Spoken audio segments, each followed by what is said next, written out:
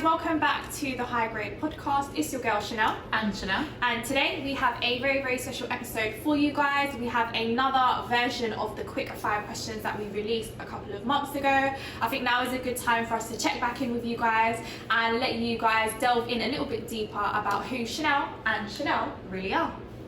So we have a special guest with us who's actually behind the scenes, so you won't see her, you'll just hear her. She's going to be asking us these random questions. I've just met her, by the way, so she might be asking me some mad questions, but you guys can just tell from my facial expressions what I think about those questions. But I will be as open and transparent as possible. Oh, and Taylor, can you also tell us who you're saying first? Okay. The happiest part of today has actually been being with you, because I actually don't even come near me. But also has also been meeting Taylor, because if you know me, is that why you asked the question? Because you I thought you guys were expecting something more. But I was like, no, let's talk about your day. Yeah, like if you know me, I don't really like meeting new people. So I'm honoured, guys. Yeah, that's just been a highlight of my day, and actually just being in a new setup, I think it has almost given me like a brand new feeling, just like a feeling of rejuvenation. So that's been a highlight of today. Ooh, a physical or? Why is it gotta be physical? Should be like, which one? You want the front or the back? Let's forget looks, you know. Something, I don't know, just your personality wise. The best? Yeah. And why do you think you'd say that? I think he would say that my best quality is, and he'll be watching so he'll be able to confirm, is that I'm really kind. I'm very giving and just have time for everyone. Oh, that's kind of really cute. nice. Kind of kind. Yeah, I'll put everyone before me, whether that's the right thing to do or not. So he always says it's the best and worst trait.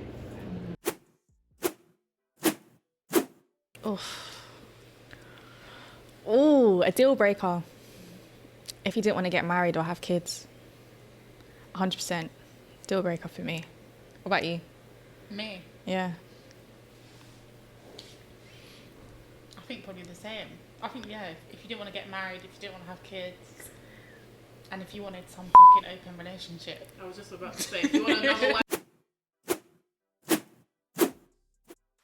one. When we started a family, he was like still trying to live up his best life and go out every weekend. That would really irk me, because obviously it's a new chapter now. This is what we're doing. We're doing up family. We're not doing up live your best life, but I would be willing to compromise on it, because at the same time, if that's what still makes you who you are, then I can't stop you from doing that.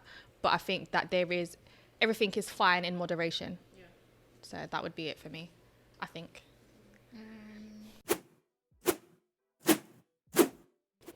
I think that my favourite episode was maybe the one with Renelle, because I think it was our first guest. It was the first time we had like a new dynamic on the podcast. It was very relaxed. It was very fun. It was kind of very chilled. It wasn't planned.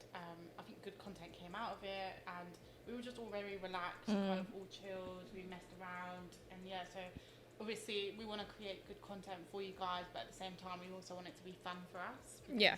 Otherwise there's no real point. You won't get like as much value from it. So yeah, I really enjoyed that. Ooh. I'd like to be able to monetize the podcast in 5 years. I can't say anything without saying the secret. I feel like the podcast will not just be the podcast. So the podcast will create a community of people who are alike in terms of drive, ambition, whether that's business, personal, employment, whatever the case may be.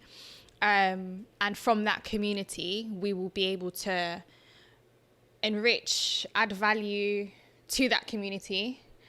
It's hard because I'm trying to explain something that I already know that we're going to do, because it's in the works, but I don't want to say it fully. But it's just about building a network of people, but not calling it a network, because I feel like networking always has like a negative kind of stigma attached to it, or it means like if you're networking, you kind of have to put on a facade and have business cards and just be someone completely different to who you actually are. But it will be like just a fantastic community is how I see it. How about you? I think you pretty much summed it up. I Yeah. think we share like the vision that we have. It was like we want to monetize it. I want to kind of grow our base and reach out to more people, because I think that there is a market for our podcast, and there's a lot of people that probably really need to hear us that haven't found out about us yet. Yeah. So I think growing it, growing the community, us growing as people, and be able to give you even more gems, some more great like guests on the show. I think, to be fair, like, we haven't actually been focused on marketing the podcast. Like, we haven't been doing anything in terms of marketing wise. It was just when we were launching it, and then we've just been focused on creating the content. So I feel like if we were to focus on the marketing a little bit more, we would probably have a larger base. But I just want it to be very organic. Yeah, definitely. We just want, like you said, we haven't marketed it. We just want to be very organic, like let people find us naturally. Maybe in a few years we might market it a bit more, but I think for now it's kind of like two people having a conversation. Like, this is quite good for us to kind of go over what we know, share what we know, get some great people on the podcast, and hopefully just share what we know and what we've learned. And to be honest, when we do get those random people that message us and they're like, oh yeah, I found your podcast, like the content's amazing, like keep going, it makes me feel a bit more like, oh, so you just randomly came across us and you genuinely like us. Thanks. We had this guy once that messaged us. Do you remember? Yeah. He was like, oh, my girlfriend told you to put some podcasts, and I just wanted to say it was great. Oh my God. Thanks. Yeah. So yeah, that's where I see it. Really nice. So my partner is very much like, I think he's like the definition of black and white. So he's very much like, it's either this way or it's this way. There's no middle ground to it. And I know I say you're black and white, but sometimes you can be a bit like, he's on another level. And like, I'd always used to say, oh, but I just assumed, or I just expected that you would do this, or I expected this person to do that. And he's just always said to me, like, you can't expect other people to understand what you expect. And also, you can't put your expectations of me on me. Does that make sense? Yeah. And for me, it was like, but it's just natural to expect these things. It's natural to assume these things. And then obviously you just think about things like in a relationship, like you expect your other half to do this, or in a friendship, you expect someone else to do this. But with expectations, you become disappointed. And I feel like whenever I just feel like saying, oh, but I expected this, it's that piece of advice that he's always said to me, and it's always been in the back of my head, and I've been like, yeah, do you know what? It's the wrong word to say. I shouldn't have even expected anything. And that kind of like humbles me, and it's a bit like, okay, yeah, cool. I shouldn't even just say anything. And I think hearing that from him was kind of like, what do you mean I shouldn't expect anything? So you're trying to tell me that like I'm not going to expect anything from you. We're just going to be in this space and da-da-da-da-da. But it was like, it's not even just about being in a relationship. I think it's just life advice that everyone should just carry with them. So that's mine. I think that probably the best bit of advice I've received is probably like put yourself first. And I don't even though I don't follow the advice. I think I'm too open. Like I will welcome anyone and everyone with open arms. And I think like I'll put people before me, or they're upset, so let me make them happy rather than making me happy. Like I always put like people's feelings before my own. Like I'm too I'm an empath. So I'm an empath. So I always like, it's silly things. Like I remember we spoke about last time, like people like stealing my bracelet, and just me feeling like I've been like too nice and too open. Like we just had some like painters that just kind of like fucked us over, and we probably could have prevented it if I was just a bit more like less kind of emotional with like how I feel, and treating them like I'd want to be treated, and being nice to them, and going for lunch with them if we're at the house together and things like that, because I'm just creating a relationship of like, all right, I can take the piss now. And I think with like builders, with friends, with loads of people, I think I'm just the same. Yeah, that would be the best piece of advice that I don't listen to.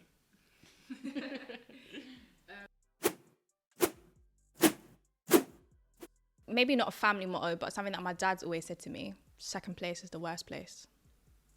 And like, just everything that I do, that's just what I think of. Like, I've said it before, I'd come home with a B grade, my dad would not be happy. And I'm like, it's a B, why are you not happy?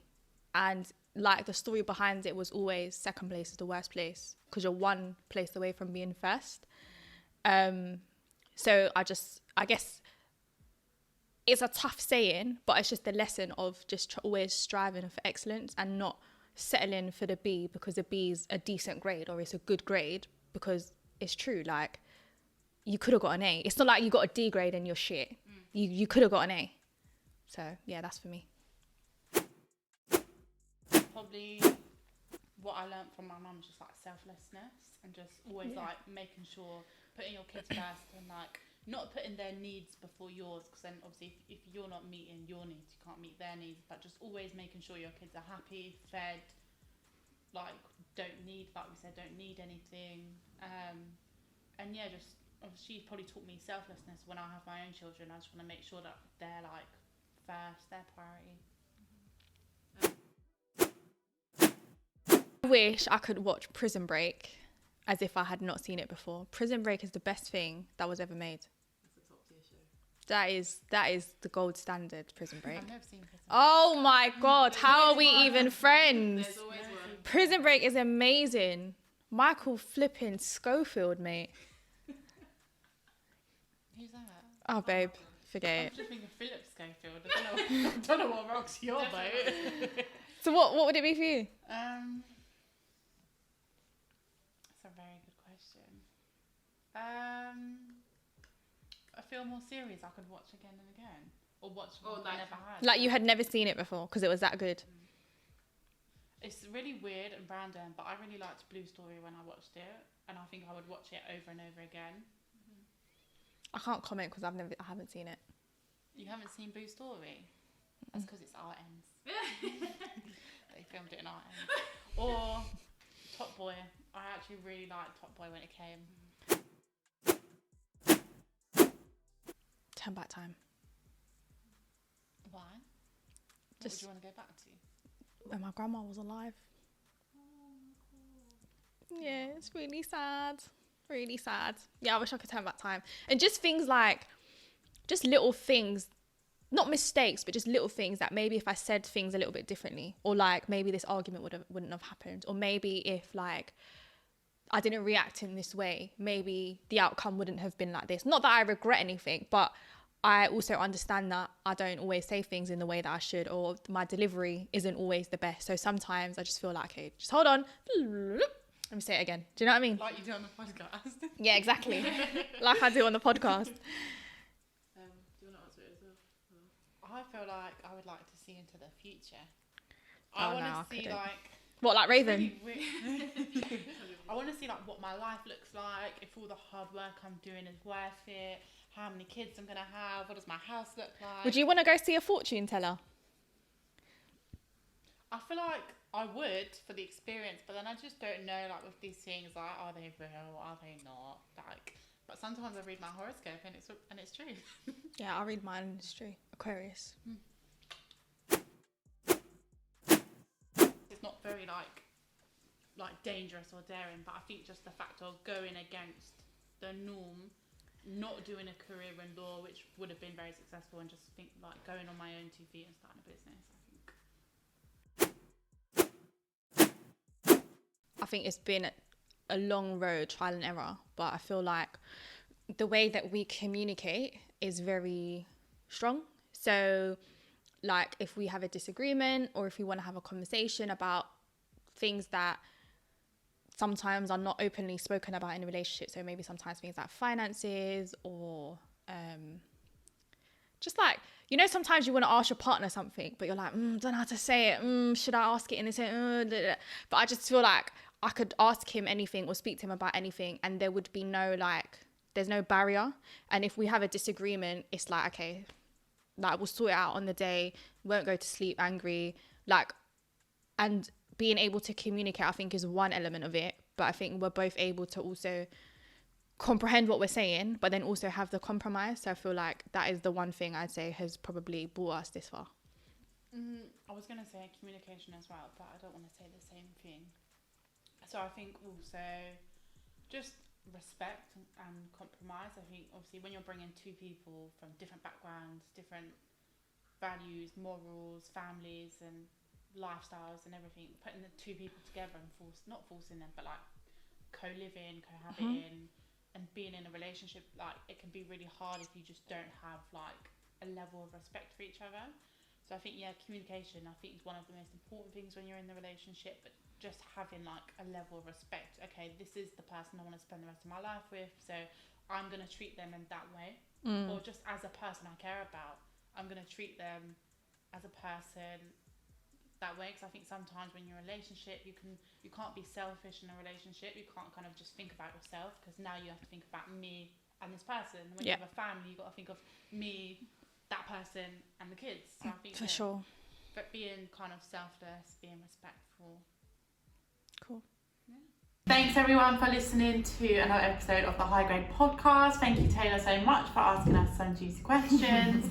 If you guys like the episode, please subscribe and let us know what you think. If you'd like some more quick fire questions, then please let us know. Otherwise, have a lovely day. If you want to follow us on Instagram, it's at the High Grade Podcast. My personal Instagram is at ShinnelB_. And mine is Shinnel__. Perfect. See you later. Bye.